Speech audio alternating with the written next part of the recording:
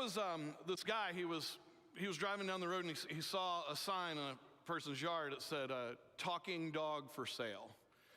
It piqued his interest, so he pulls over and he goes up, he knocks on the front door. And the guy answers the door and he says, I see your sign that you have a talking dog. He goes, yeah, he's around back if you want to go check it out. So the guy goes around to the guy's backyard, and sure enough, he sees a black mutt sitting there on the ground. He walks up to the dog and says, so you talk? The dog says, yep.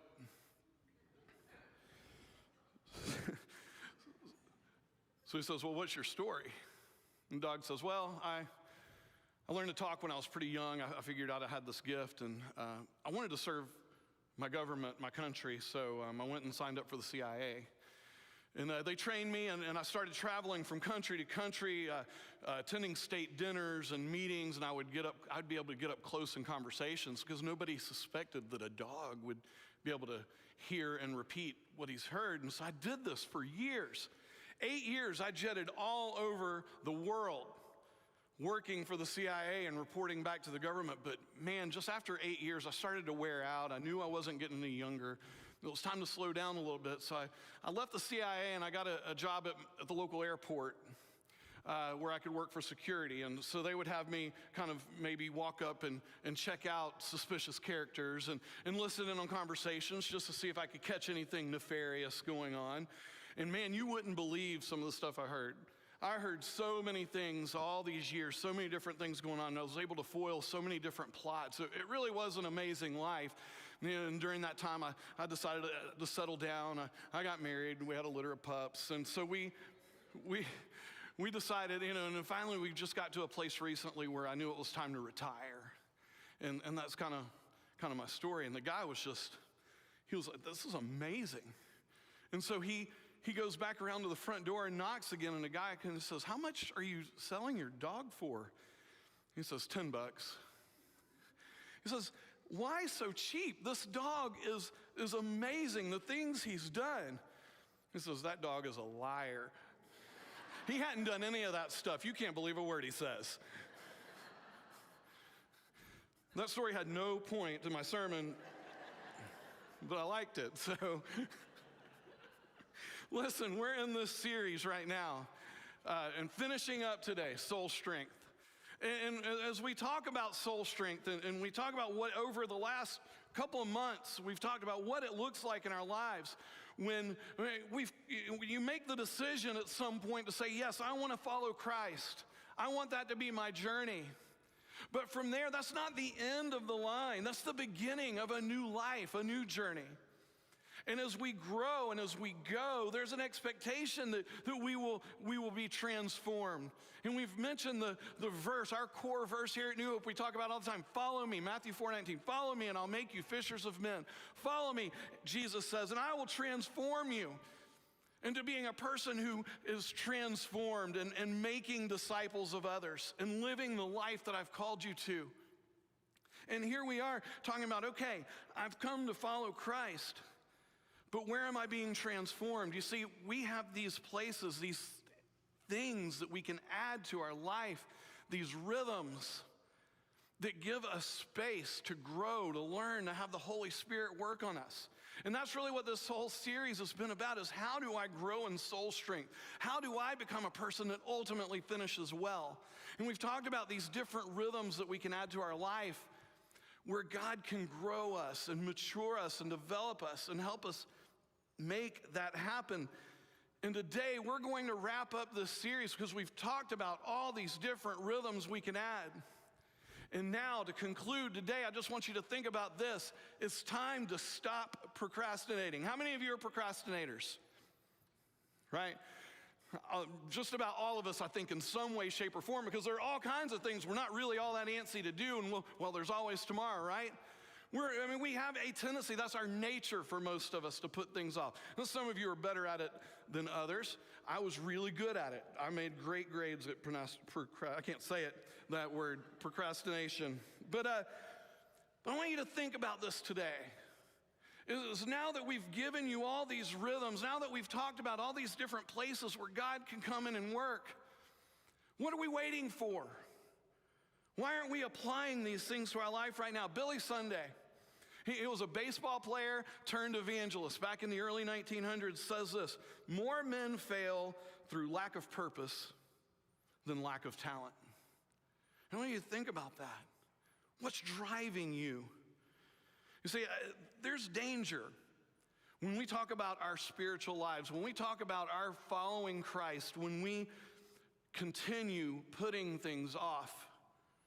There's a fable which tells of 3 apprenticed devils, demons, if you will, who were coming to this earth to finish their apprenticeship. They were talking to Satan, the chief of the devils, about their plans to tempt and ruin man.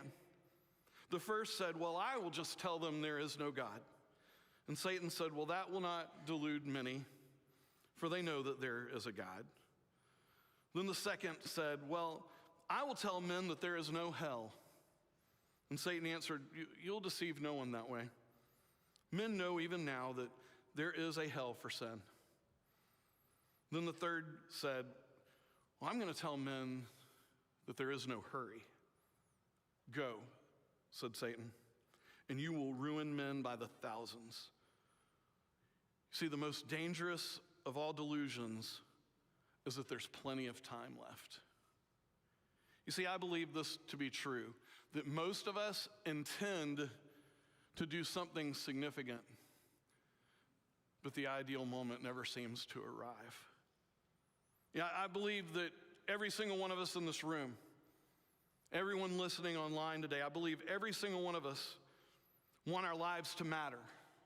We want to know that we're doing something that matters, something significant with our lives. The real question is this: how do we determine what is significant? Because I think every single one of us in this room defines significance and what is significant in a different way. What's significant to you? What's important? You know, significance, I believe, is defined by your heart, your passions, whatever it is you choose to live each day of your life for and by. That's significant for you. Maybe significance for you is your family, raising your kids, your grandkids, spending time with your spouse. Maybe significance for you is work, career, building that nest egg for retirement one day. Maybe significant for you right now is taking care of your health or building better relationships. Maybe it's for you just knowing that you're making a difference in people's lives. And we all define significance differently. What's significant for you? What is it you wake up each day driving you, knowing that I want to do something significant, but somehow it keeps just getting pushed off to the next day for a more ideal time? There's a story of a woman named Joanne, lived in a town probably not all that unlike Crawfordsville. And Joanne was someone that would have been easy to just see past, to never really even notice. Joanne was known pretty well around town simply because she had no job. She had grown up in the town, but she had never accomplished really much of anything. She actually had been in some trouble in her past, spent some time in jail. She didn't have a job. Somehow she was able to have a dilapidated old shack that she lived in. And it was filled with things that she just found that other people had discarded. Things people had left on their street corners, an old couch, a coffee table, a busted TV. Those were the only kind of things she had in her home. Well, there was a church in town. And this church was kind of known as the church. You know those churches in town. All the powerful people, all the people with money, that's the church everybody goes to, right? We're not going to mention any names today, but we know that those churches exist in every town, every community across the country. And so that's this church. All the bank presidents, the mayor, all the lawyers in town, everybody went to this church. And Joanne decided that was going to be her church too. It was kind of a sad picture because Joanne would walk into this church each week and she wasn't really dressed for church, not at least to their standards. But there she was every week carrying a torn up old Bible that she had from her childhood, and she'd walk right down front and sit up front. And everybody in the room would kind of stare at her. she'd sit right there and take in the worship service. She didn't usually sing very much or really didn't seem to engage anyone else. Nobody really spoke to her, except for there were times when she would go out to where they served the donuts and the coffee. In this church, because the kids were always taking all the donuts, they had a high place, a shelf where they put all the donuts up high so the kids couldn't reach them. And they could kind of ration out how many of the donuts the kids would take. Well, Joanne would find her way over to the donut table and she'd start handing the kids donuts. Some of the women that were running the table would get irritated by that. There were even times they would suggest, Joanne, you might be happier at another church. Joanne was insignificant to them. But there she was every Sunday. She kept coming. There was this one particular Sunday she had walked down front and the service was wrapping up and the pastor gave an altar call and she responded. And in that moment she gave her life to Christ. She started serving and looking for different ways she wanted to serve in that church. She actually got involved on their ministry leaders team, what some churches would call deacons. And she got involved in that. Man, this ruffled some feathers. There were a lot of people that didn't want Joanne serving in that capacity, but she did. As a matter of fact, what Joanne did in service to that church was she was always the one up there doing the things that nobody else would. Maybe sometimes it was cleaning up when there was a mess after a get-together. Sometimes she was there just volunteering to greet people at the door. They didn't really want her there, but I mean, what could they do? It was just uncomfortable. But Joanne served day after day, year after year. Years passed, and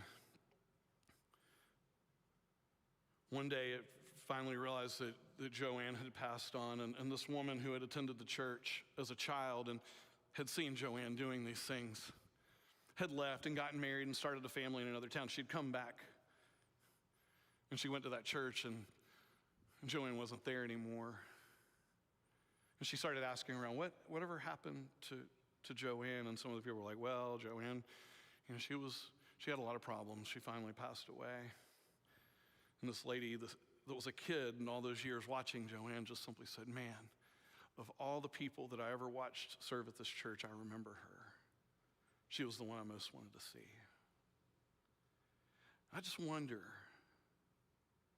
when I think about a story like Joanne's, how many of us are going day in and day out, Sunday after Sunday, feeling like I don't have anything of significance to contribute.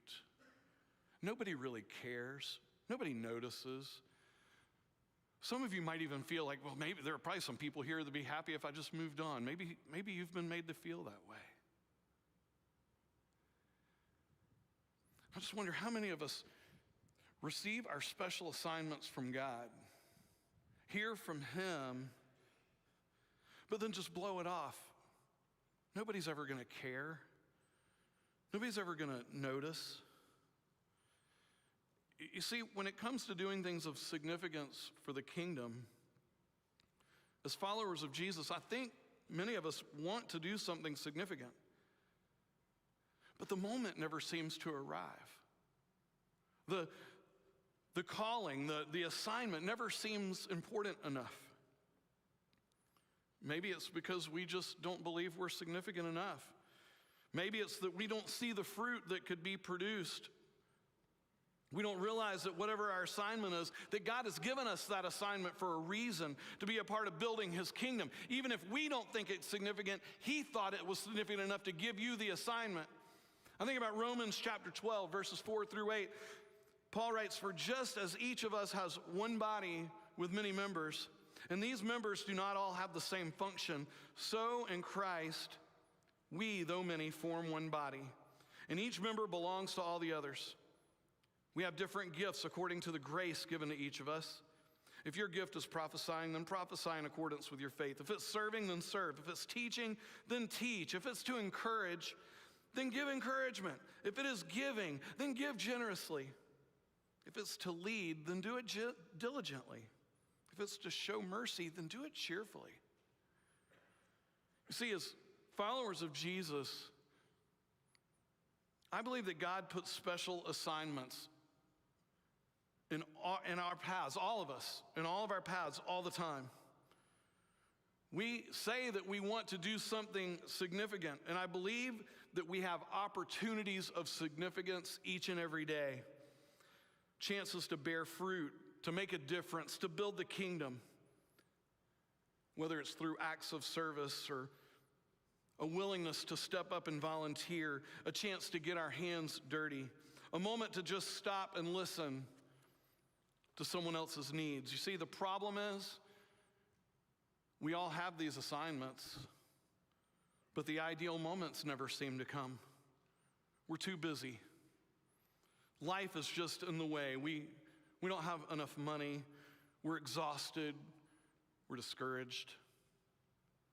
So we put the significant things off until tomorrow.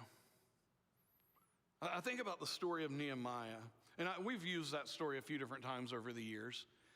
Old Testament story, the Israelites had been exiled by the Babylonian Empire.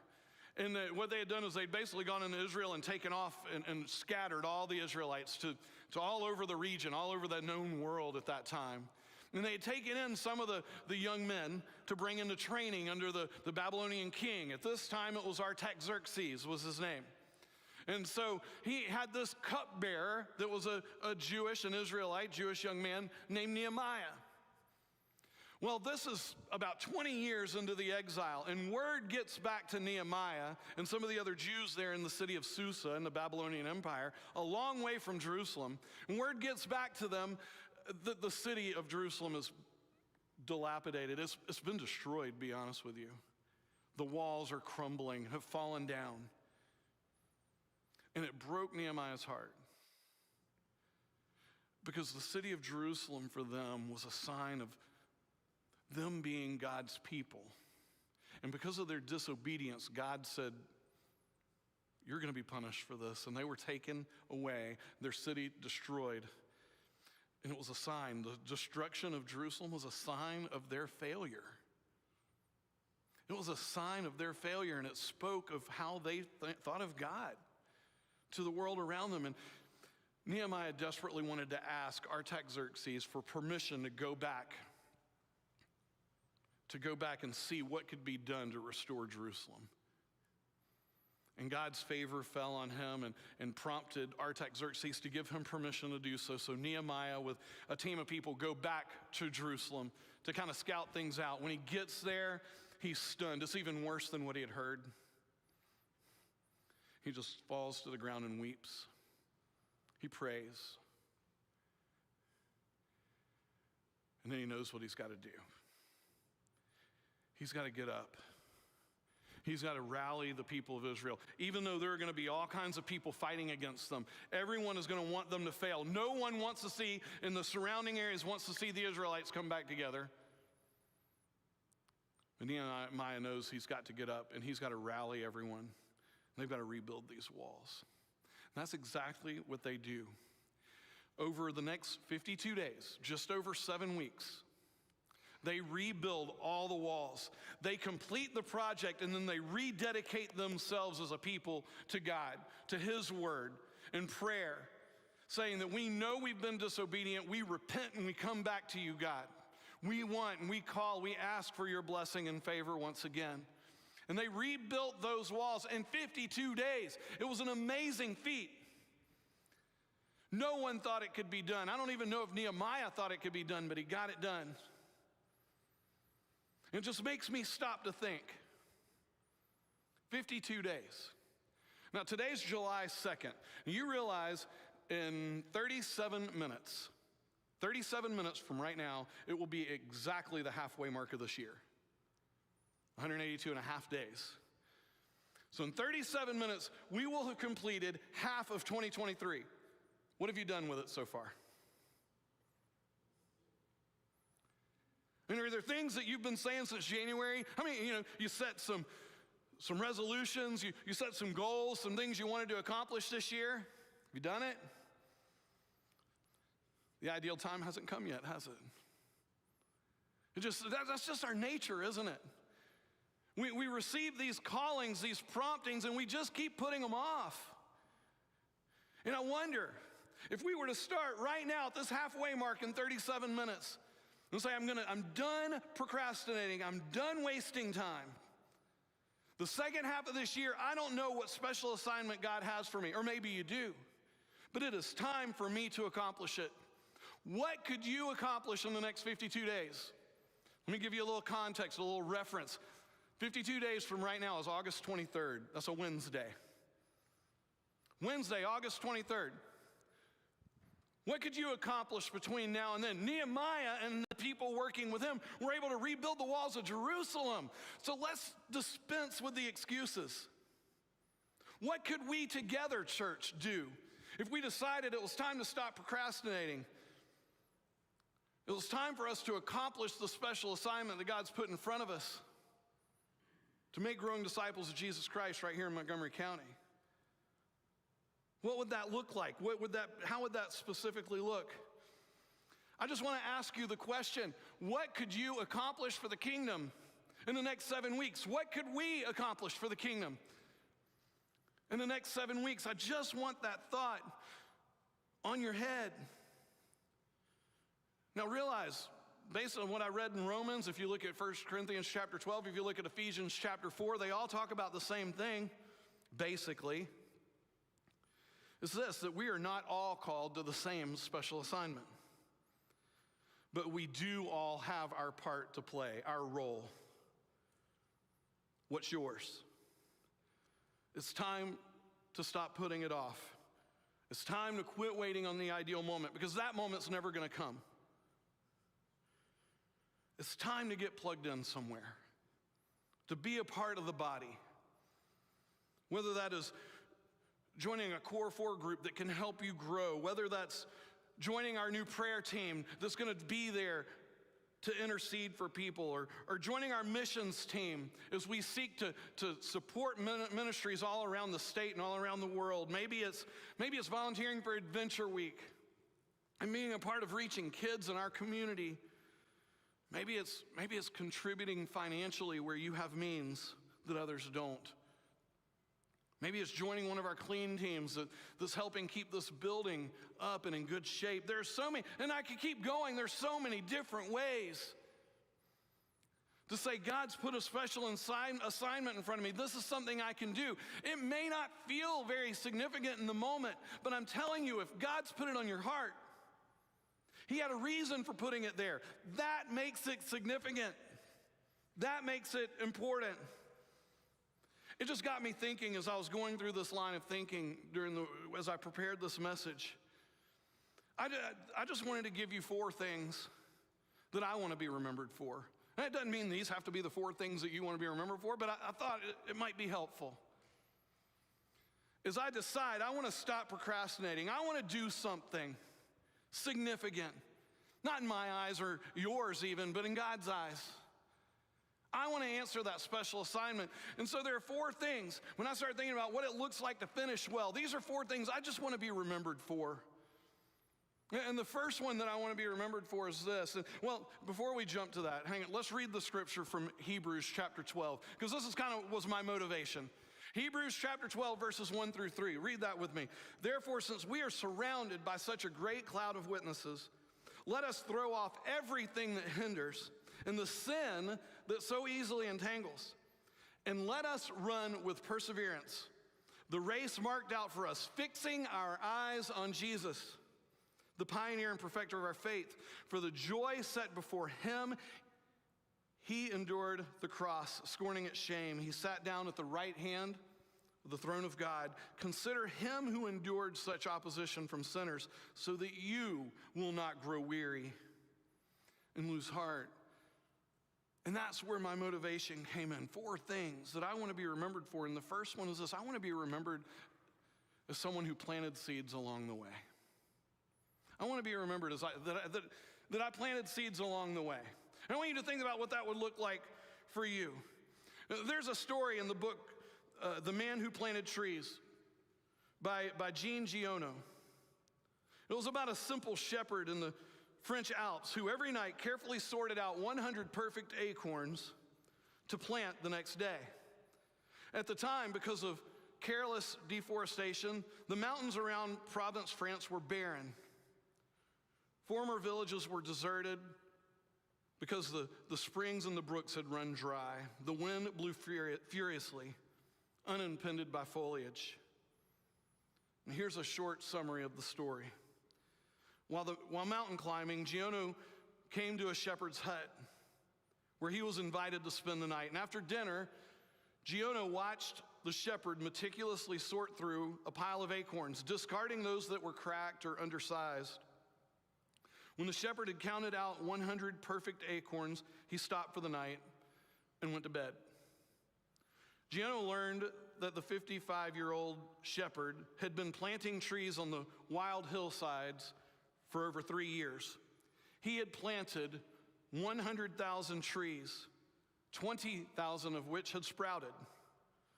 Of those, he expected half to be eaten by rodents or die due to the elements, but the other half to live. The barren mountains around Provence, France were reclaimed a seed at a time. It took years to sow them and years to grow them. Little by little, life returned. First the trees, then the streams, and finally the villages, teeming with new life and the spirit of adventure. I want to be remembered for planting seeds, investing in people. I want to be intentional about the seeds I plant for the kingdom. I want to make sure I'm prepared each day for whatever special assignment God puts in my way. I may or may not ever get to see the fruit from those seeds that I plant, those relationships in my life or in the people that I encounter, but I believe there will be fruit one day. This is the way. This is how we make a difference. This is how we live lives of significance.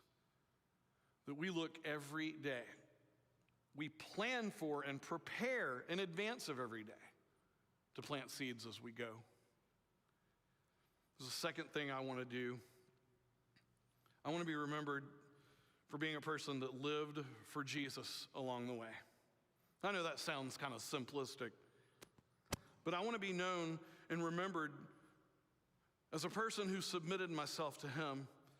I want to be remembered that I aim to bring glory to him through the way I lived, the way I talked to people, the way I treated people, the way I loved people, the way I served people.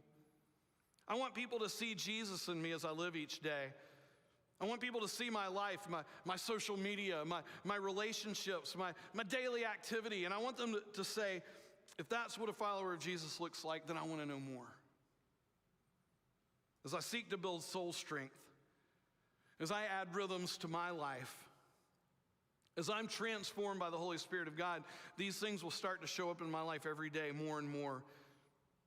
I'm certainly never going to be perfect, but I want to be remembered as someone who was living for Jesus along the way. I also want to be remembered as someone who walked with Jesus. There's a difference. I don't want to just live for Jesus. I want to walk with him. I want to learn how to spend time with him every day in his word and prayer.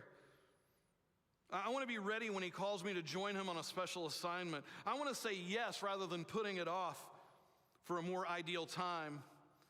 I want to learn how to recognize his voice when he calls me. I want to become more and more like Jesus every day, and the only way that's going to happen is if I try to start walking so close to him that I'm covered in the dust that are kicked up by his sandals. I need to walk that close. It is through these things that I'm transformed as well. I want to be remembered by walking with Jesus along the way. And the last thing I want to be remembered for is that I never stopped growing. I don't want there to ever be a day in my life going forward that I think I'm finished, or that I've arrived, or that I know enough, or I'm faithful enough, or that I've been obedient enough. I don't ever want to think that I somehow have all the answers. I never want to say that I'm too old, or too tired, or too sick I want to always look for people in my life who can stretch me and challenge me and help me grow.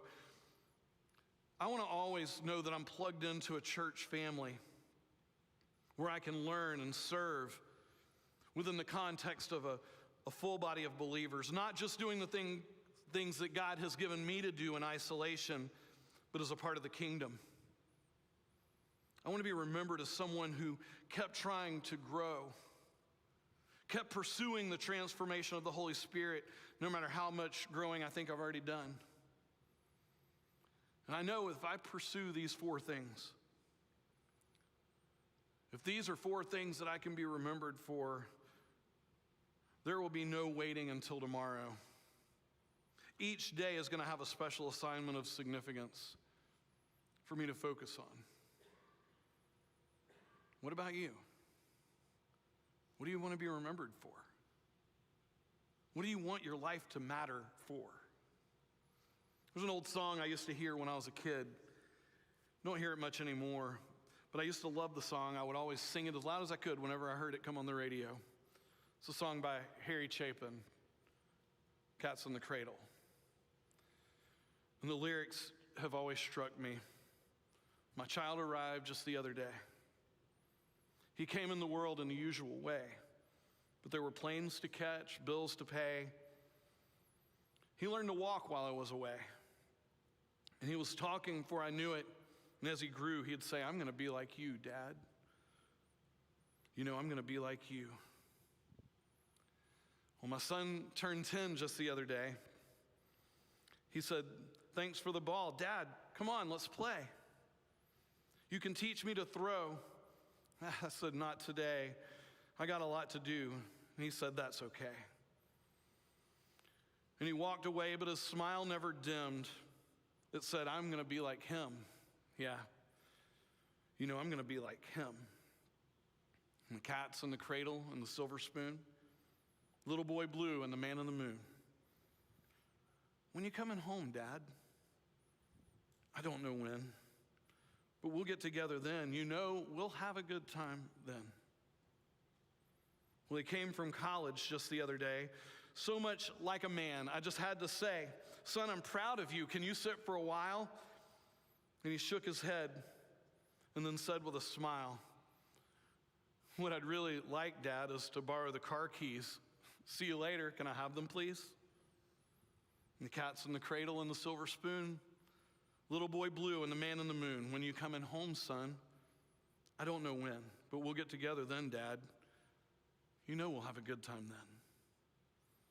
I've long since retired. My son's moved away. I called him up just the other day. I said, I'd like to see you if you don't mind. He said, I'd love to, Dad, if I can find the time. You see, my new job's a hassle. The kids have the flu. It's been sure nice talking to you, Dad. It's been sure nice talking to you. And as I hung up the phone, it occurred to me, he'd grown up just like me. My boy was just like me.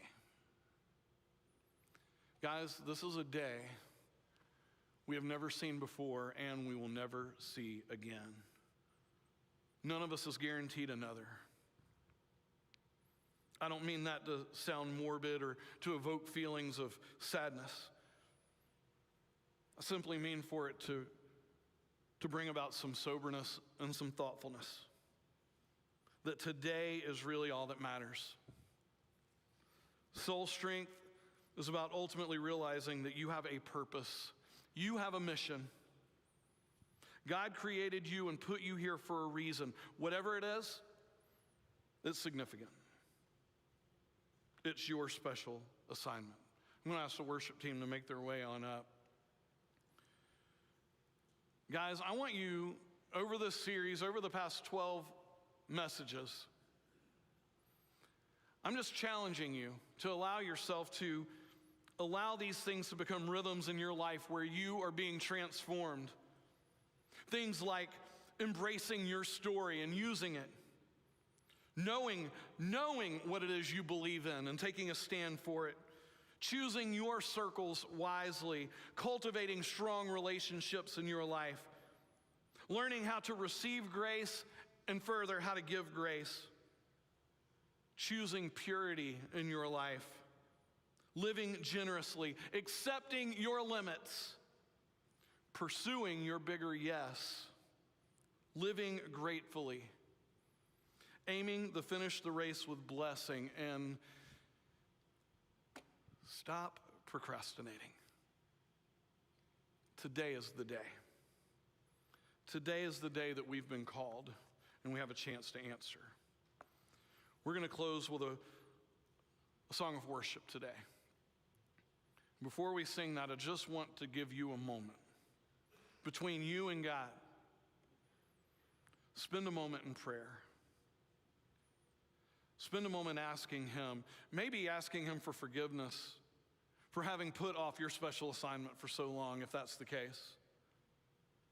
And asking Him today to open your eyes to see what He can do with you that's significant right this moment in His eyes, for His kingdom, for His glory. Take a moment. Pray. Ask God to show you these things.